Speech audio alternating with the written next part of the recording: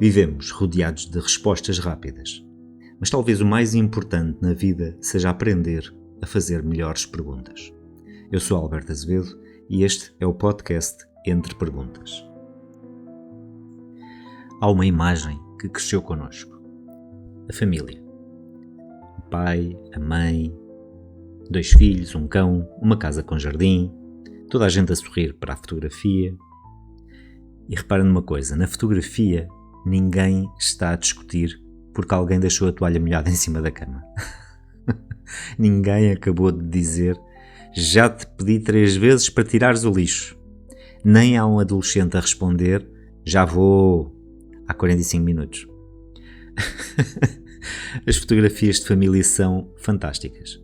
Conseguem dar a ideia de que tudo estava bem, mesmo quando 5 minutos antes alguém dizia: se continuares assim voltamos para casa. Durante muito tempo venderam-nos uma ideia muito simples. A família tinha uma determinada forma, é quase um molde. Primeiro conhece alguém, depois namoram, depois casam, depois compram casa, depois têm filhos, depois envelhecem juntos, fim. É bonito, organizado, previsível. O único problema é que a vida raramente leu este script, este guião. Hoje conheço pessoas que vivem sozinhas e têm uma família extraordinária. Conheço casais sem filhos profundamente felizes. Conheço avós que criaram netos, pais solteiros, mães solteiras, casais do mesmo sexo, casais que se separam e continuam a educar os filhos com um respeito fantástico. E conheço famílias biologicamente perfeitas que mal conseguem jantar juntas sem alguém sair da mesa chateado. É fantástico, não é?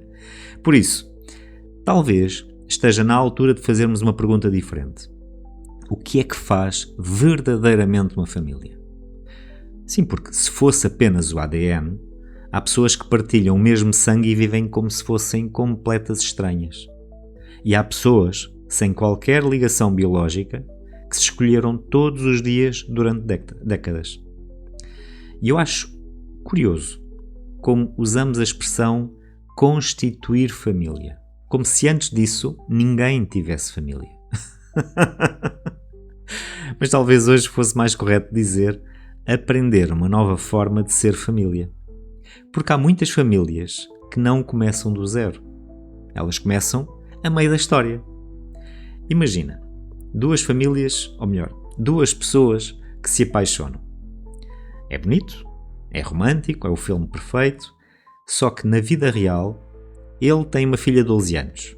Ela tem 2 filhos. Existe um ex-marido e uma ex-mulher. 4 avós. Aniversários em duplicado. Natal repartido. Férias alternadas. Uma mochila que nunca está na casa certa. E um grupo de WhatsApp, onde ninguém percebe quem respondeu a quem. Já reparaste nisto? Há famílias onde para marcar um jantar de aniversário é quase preciso um Excel.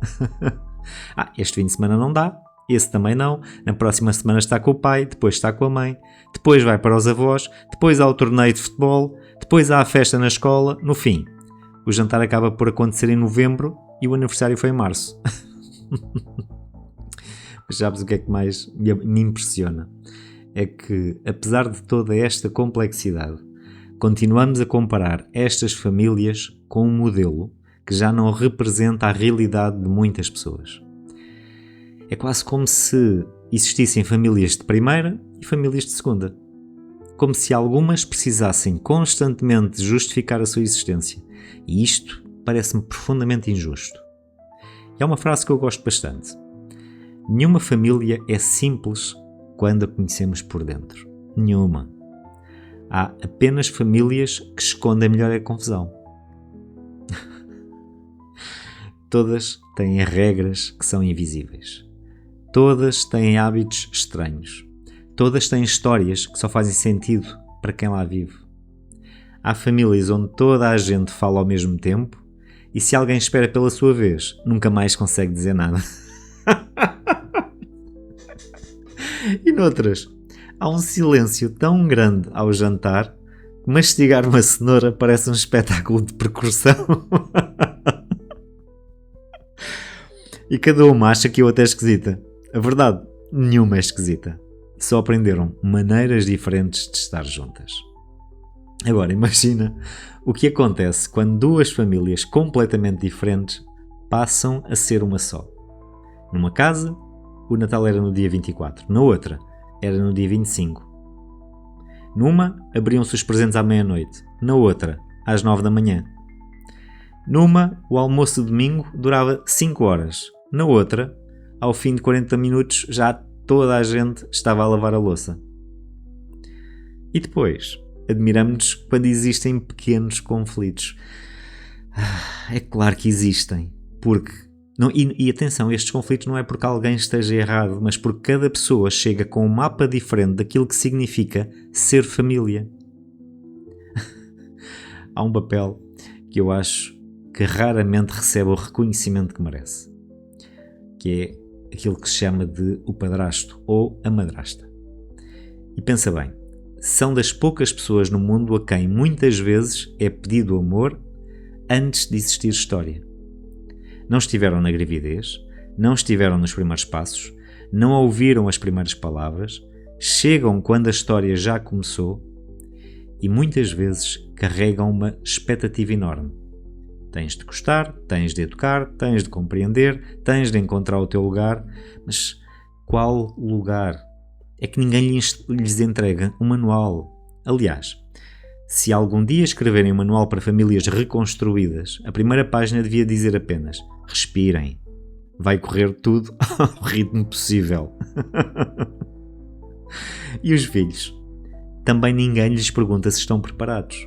E de repente, há uma nova pessoa em casa, novas regras, novos horários, novas rotinas, novas formas de fazer as coisas e muita mudança.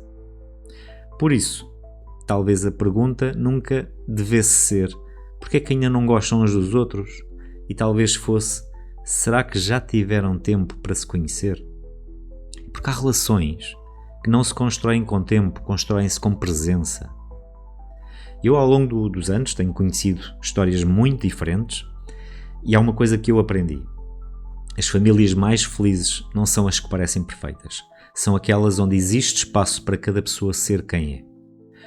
Onde um filho não precisa de escolher entre amar o pai ou a mãe. Onde um padrasto não tenta substituir o pai. Onde a madrasta não compete com a mãe. Onde ninguém precisa de provar constantemente que pertence. Porque pertencer não é conquistar um lugar. É sentir que esse lugar existe. E sabes qual é uma das palavras que eu considero mais bonitas da língua portuguesa? Pertencer. Todos precisamos disso, independentemente da idade. Todos queremos chegar a um lugar onde não seja preciso representar, onde possamos ser imperfeitos, onde possamos falhar, onde possamos rir, onde possamos dizer: hoje não estou bem, sem medo de deixar de ser amados. E talvez seja isto uma família. Não é um conjunto de pessoas iguais, mas um lugar onde a diferença deixa de ser uma ameaça. E talvez esteja aqui uma das maiores mudanças dos nossos tempos. Durante muitos anos nós perguntámos: como é que deve ser uma família? Hoje talvez a pergunta seja outra. Como é que podemos cuidar uns dos outros, independentemente da forma que a família tem? Porque a forma muda, a vida muda, as pessoas mudam, mas há coisas que continuam iguais. É a necessidade de pertença, a necessidade de afeto, de segurança, de saber que existe alguém que diz: chegaste, ainda bem. E quero deixar-te duas perguntas. A primeira: quem te fez sentir parte de uma família, mesmo sem partilhar o teu sangue?